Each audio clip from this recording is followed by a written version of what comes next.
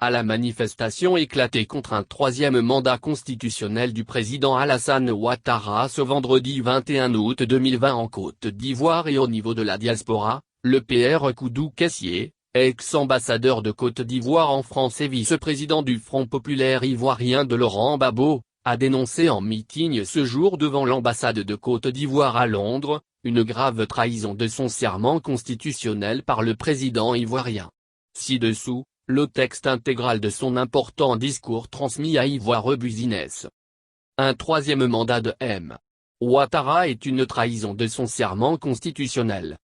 En prenant la parole devant vous, je voudrais tout d'abord rappeler brièvement quelques dispositions de notre Constitution relatives aux manifestations de rue. J'indiquerai ensuite qu'un troisième mandat de M. Ouattara sera un acte de trahison en tant que chef d'État. D'abord trahison de son serment constitutionnel, article 58 de la Constitution, trahison ensuite de son obligation de veiller au respect de la Constitution, article 54 de la Constitution, et trahison enfin de la parole donnée, message à la nation du 5 mars 2020.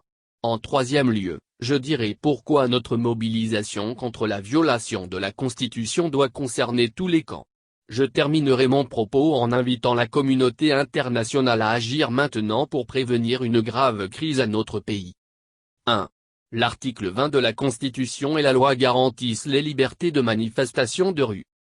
L'article 20 de la Constitution dispose que les libertés de manifestation pacifique sont garanties par la loi. En décrétant une interdiction générale des marches, le pouvoir viole par conséquent la Constitution.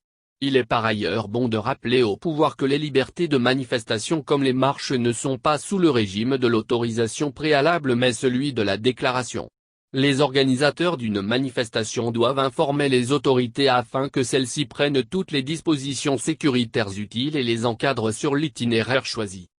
Par ailleurs, le pouvoir ne doit pas traiter les associations ou partis politiques de façon discriminatoire en prenant toutes les dispositions pour garantir, encadrer et accompagner les manifestations de rue de ses partisans alors qu'ils répriment celles de l'opposition et de la société civile. Comment peut-on admettre du reste qu'un ministre de la République puisse dire aux manifestants qu'ils auront ce qu'ils méritent et aux forces de l'ordre qu'aucun agent des forces de l'ordre ne sera condamné pour quelque motif que ce soit? Une invitation à réprimer et à exercer des violences contre des manifestants aux mains nues. Les conséquences sont déjà énormes puisque l'on enregistre au moins 5 pertes en vie humaine, plus d'une centaine de blessés, d'importantes destructions de biens. Amnesty International vient de documenter ces violences et la complicité des forces de l'ordre avec les supplétifs pro-Ouattara, Loubar, Microbe et autres Dozo. 2. Référence à l'article 55 de la Constitution. Si M. Ouattara ne renonce pas à un troisième mandat il violera la Constitution. L'article 55 de la Constitution dispose que le président de la République est élu pour 5 ans. Il n'est rééligible qu'une fois. Après 2 mandats consécutifs. En effet, le président ne peut pas se présenter immédiatement à l'élection présidentielle qui suit. Il pourrait être à nouveau candidat rien qu'après le mandat de son successeur. En reniant la parole donnée, M. Ouattara ne cherche qu'à s'accrocher au pouvoir au mépris du principe de l'alternance et de la Constitution. Personne à part lui, ni dans son camp ni dans le camp opposé, n'est à la hauteur des défis à relever. Il faut enfin savoir que l'article 183 sur la continuité législative ne remet pas les compteurs à zéro comme il le pense. Les constitutionnalistes sont formels. 3. Référence à l'article 58 de la Constitution. Si M. Ouattara ne renonce pas à un troisième mandat il trahira son serment constitutionnel. Conformément à l'article 58 de la Constitution, il a juré solennellement de respecter et de défendre fidèlement la Constitution, que le peuple lui retire sa confiance et qu'il subisse la rigueur des lois s'il trahit son serment. S'il ne renonce donc pas à se présenter pour un troisième mandat, M. Ouattara trahira son serment constitutionnel, et par cet acte que nous qualifions de haute trahison, il mérite, le moment venu, de subir la rigueur des lois. 4. Référence à son message à la nation du 5 mars 2020. Si M. Ouattara ne renonce pas à un troisième mandat il trahira Société Anonyme Parole donnée à la nation. C'est devant les députés et sénateurs réunis en congrès du Parlement le jeudi 5 mars 2020 à Yamoussoukro, que le chef de l'État ivoirien a annoncé à la nation qu'il a décidé de ne pas être candidat en 2020. Le président français Emmanuel Macron, s'invitant dans le débat électoral ivoirien, s'était empressé de saluer la décision historique du président Alassane Ouattara, homme de parole et homme d'État, de ne pas se présenter à la prochaine élection présidentielle. Ce soir, la Côte d'Ivoire donne l'exemple. Rien que 5 mois après, l'homme de parole proclamé et salué comme exemple par M.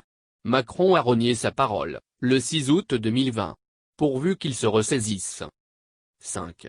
C'est maintenant que la communauté internationale doit réagir / agir. Le médecin après la mort, nous n'en voulons plus. ONU, UA, UE, ceux de AO, CPI, c'est maintenant qu'il vous faut réagir / agir pour des élections inclusives, crédibles, non violentes et non volées car la Côte d'Ivoire ne veut pas d'une autre crise meurtrière et fratricide. C'est le lieu de rappeler également à la communauté internationale que Laure Gbagbo et Blé Goudé ne peuvent pas continuer d'être contraints à un exil qui ne dit pas son nom. Le pouvoir ivoirien avait justifié leur transfèrement par le fait que leur jugement en Côte d'Ivoire aurait été contesté. Justice leur a donc été rendue par la CPI qui les a acquittés. Rien ne justifiait donc un proc en Côte d'Ivoire pour leur distribuer une peine de 20 ans. Sauf qu'il fallait les exclure du jeu politique et électoral. Chers amis, si à l'occasion de simples manifestations pacifiques de rue, nous déplorons des morts et de nombreux blessés graves, qu'en sera-t-il alors de l'élection présidentielle elle-même? L'on ne peut pas accepter une élection dont les dés sont pipés avec une liste électorale truquée, une scène déséquilibrée et non consensuelle, un conseil constitutionnel et un découpage électoral d'avance acquis au pouvoir. Il s'y ajoute l'exclusion de hautes personnalités comme Laurent Gbagbo du scrutin électoral. Alors, je vous le demande solennellement, vous qui êtes venus à la présente manifestation, pouvez-vous accepter un scrutin électoral avec une telle exclusion? Le public répond non, je vous ai compris. J'exhorte donc le pouvoir ainsi que la communauté internationale à entendre cette voix de la sagesse et de la raison venue de Londres.